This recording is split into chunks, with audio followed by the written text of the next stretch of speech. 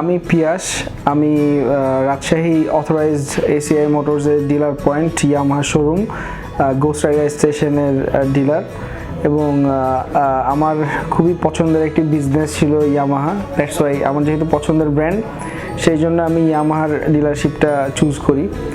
আর আমার এটা হচ্ছে রাজশাহী শহরের, রাজশাহী পলিটেকনিকের অপোজিটে ডিলার পয়েন্টটা।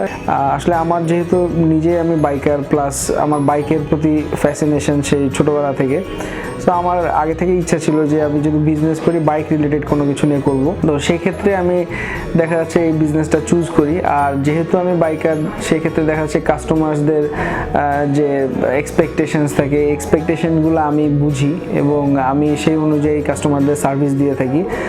আর আমি নর্মালি একজন ইউজার হিসেবে যে সব প্রবলেমগুলো ফেস করতাম আগে, বা অনেক ল্যাকিংস আমি দেখতাম অনেক সার্ভিস পয়েন্ট বা ডিলার পয়েন্টে, যে তো সেই সব জিনিসগুলো যাতে আমাদের কাস্টমারদের ফেস না করতে হয়, সেই ব্যাপারগুলো আমি সবসময় আসলে তদারকি করি বা নিজে থেকে দেখি।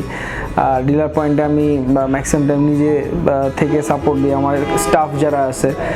আর আমার স্টাফ এখানে সার্ভিস পয়েন্টে স্পেশালি যে সার্ভিস সুপারভাইজার যারা আছে, তারা আমি ডিপ্লোমা ইঞ্জিনিয়ার নিয়োগ দিয়েছি, কারণ আমি জানি ডিপ্লোমা ইঞ্জিনিয়াররা বাইকের সম্বন্ধে অনেক ভালো বুঝবে এবং তাদের প্রপার ইন্টারভিউর মাধ্যমে আমি নিয়েছি। এবং টেকনিশিয়ান যারা আছে এসিআই মোটরস থেকে তাদেরকে প্রপার ট্রেনিং দেওয়া হয় এবং সেই ট্রেনিং তারা ধাপে ধাপে নিয়ে থাকে।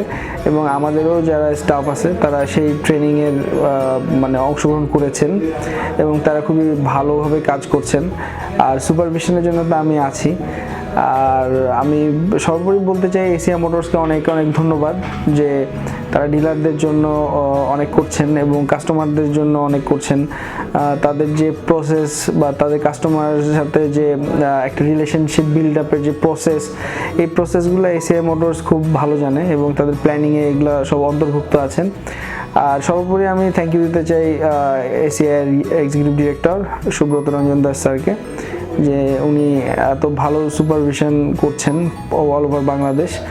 আর আমি আসলে নিজেকে লাকি মনে করি যে আমি ইয়ামাহার ডিলারশিপ নিয়েছি। থ্যাংক ইউ মোটরসাইকেল ভ্যালি আমার ইন্টারভিউ নেওয়ার জন্য। ধন্যবাদ সবাইকে।